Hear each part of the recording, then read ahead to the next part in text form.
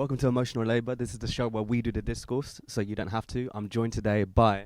Harry Bossett Yay! Live from...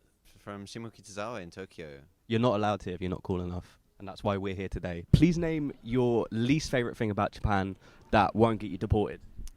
Bread. It's a sorry state of affairs. It is. I don't know if you've ever had Japanese bread. If you haven't, then good for you. Try to keep it that way. Yeah, don't bother.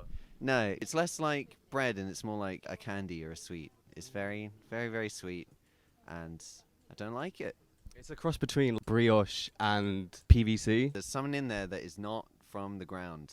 It's not from the good Mother Nature's blessings. Whatever it is, it's not yeast. It's not wheat. It's not of this world. You've passed the JLPT N1, which is an amazing achievement. Thank you. I tried to do the N1 and I failed spectacularly. How do you feel knowing that you are superior to a brown person?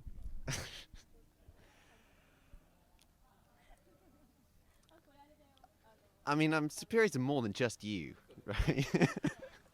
No, but like in this particular context, you're superior to me. In this particular contest, well, I think, I've got this knowledge in my head, and I'm very happy to share it. I'd like to lift other people up.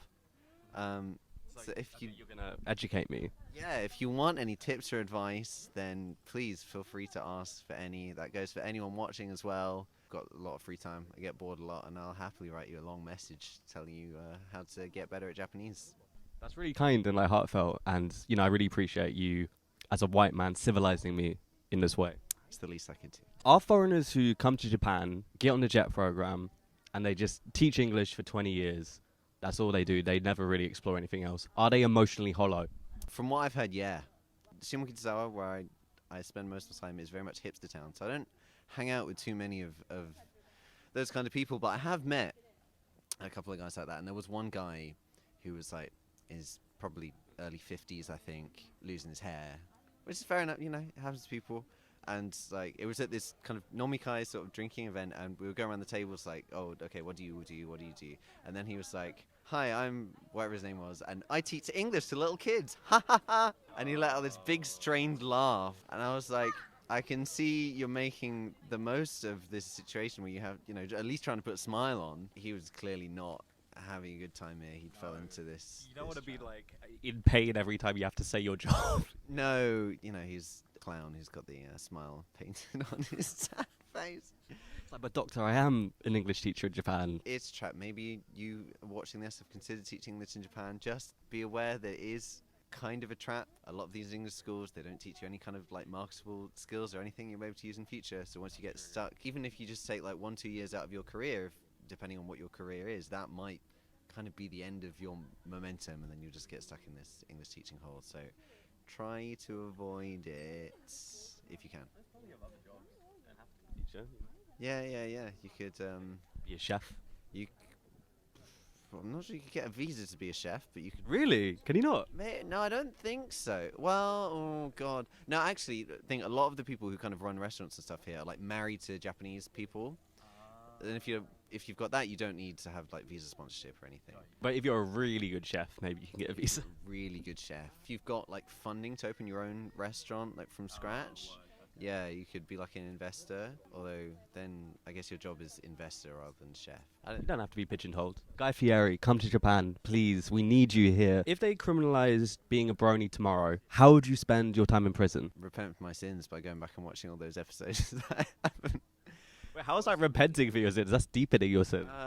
God. Well, repenting isn't the right word. Accepting my fate, I guess. Looking back over my history, because I mean, life is over now. I've got nothing else to look forward to. May as well celebrate the good days gone by. But like, you might get treated worse by the guards because I'll be like, he's learned nothing. This is not rehabilitation at all. Well, at least I don't know. I'm having fun. They're just being miserable. And they're getting angry at me for no reason. You know what? In a way, you've really won, but you're in jail. Exactly. Is Family Guy Sakuga? Now, I used to work at an anime studio, so I feel I'm particularly qualified to answer questions like this. So yes, right. There's an argument to be made there, absolutely. I mean, literally, like the word sakuga literally means making drawings. it's evolved into being like the art of making drawings. And yeah, behind Family Guy, there's like, you know, like character designs and production sketches and like background art. I'm being generous. Of course, the actual animation is like made as absolutely simple as possible. And there's still an art to that. Go animate style. Yeah, there's an art to that, you know, very consistent style. It's just probably the least artistic one.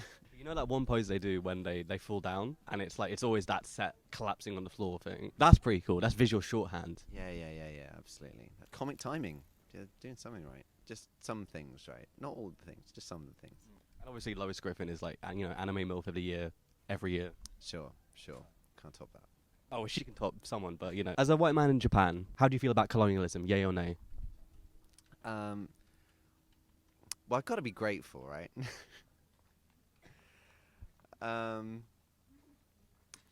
You know, it's where do I start? Obviously, I've benefited it in being able to, you know, being one of the wealthier countries where it's easiest to get a visa to move here. And that's all in history. And then coming here, I don't think I could like impose my culture on Japan, even if I tried. You're just one guy. Yeah, I'm just one person. We're very much a racial minority here. You haven't got any gunboats. No. Not an oppressed one. But yeah, even if I tried, I don't think I could walk around and be a colonialist as much as I want to when I wake up every day. So that's yay. It's an if only. It's not an if only. It's not an if only. I'm being. Solidaji ni nattara. Yeah. I just need to make it clear. I'm being amusingly sarcastic. I'm going to cut this out and clip out of context. An if only. Should girls who come up to the decks during a DJ set, they come up to the decks and fiddle with the knobs, should they be ejected from the club, or should we stop silencing women's voices in the music industry? I think, again, this is another opportunity to lift people up. If you want to play with the anthem lights, like, come around the back. Come on, here we go. Let me show you. This when the pilot like takes the kid to the front of the plane. Exactly. You want to twist that knob? You want to twist it there? Okay, now look how much you've ruined everyone's night. There's rules here, and you got to follow them. It's like when your dad makes you smoke a whole pack of cigs. Does he? No. Public or well, in that case, private. Just humiliation. You probably make the girl smoke as well. 一番好きな南アジアの音楽家は何ですか？そんなよく知らないけど。そんな詳しくない。ね。逆におすすめある? I'm right here, so there is me. Exactly. So, do I count? Well, actually, no, I don't count because like someone who's not here in front of you. So I'm very into like the Japanese music scene, and I pride myself on being very deep on Japanese music. That's East Asia. It's East Asia. You said South Asia. South Asia. Yeah. So India, Pakistan, Bangladesh, Nepal, Sri Lanka, anything below China, basically.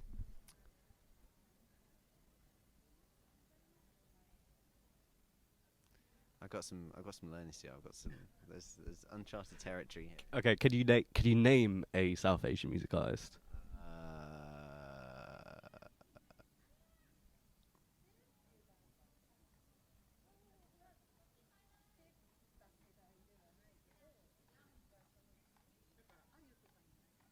No, sorry, yeah. That's okay. I've got my niche, okay. I've got my specialism. You don't need to diversify further. Well, I do. I mean, it's important to know as much as you can about the world. South Asia is about, I think, 1/5 of the global population. I'm not deliberately writing it off. I asked this question to this random guy in like Shibuya when I was doing interviews, and he said Gandhi. At least he named someone. As someone with a famous brother, how much of his success do you attribute to yourself? Okay, I have an exact number, an exact answer for this.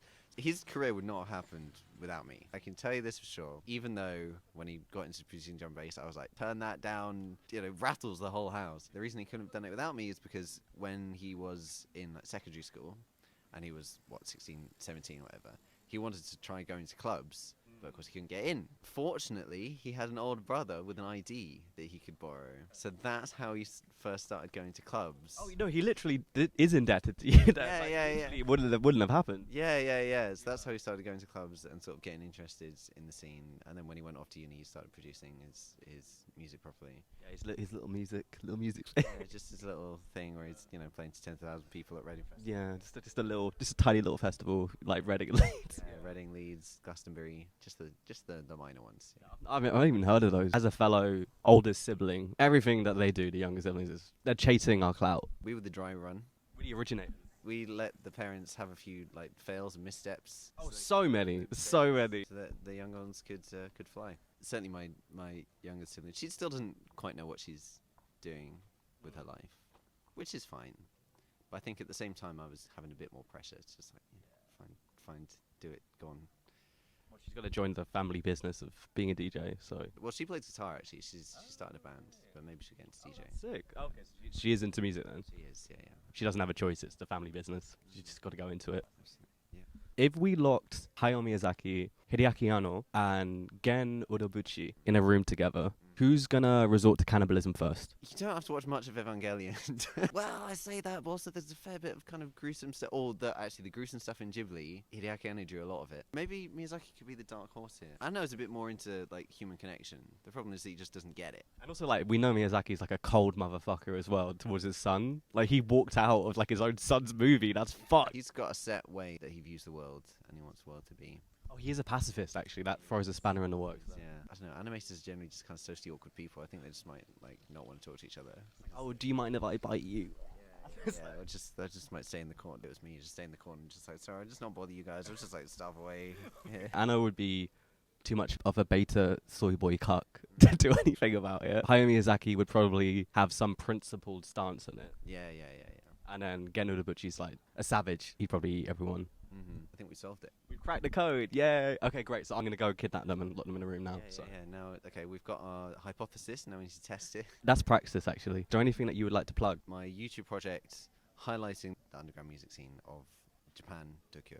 Starting with Tokyo, but we'll take over Japan. Fingers crossed we can get it right. I'll stop myself before I gush too much, but this scene is amazing. So many incredible, inspired creators, musicians, artists here who the world needs to know about. I would never have expected to hear like UK jungle and D&B within my first like few days of coming to Japan, but I did, and that's thanks to you. Yeah, we found my regular spot where we just happened to stumble into the right event to make it feel like we'd never left. And that's what we want out of Japan. We want exactly the things that we know. We want absolutely no change. Baby bells. Yeah, baby bells, and of course the bread. Okay, no, but for real, the bread. Send bread. Send bread and cheese. And cheese. Those are the two big ones. Thank you.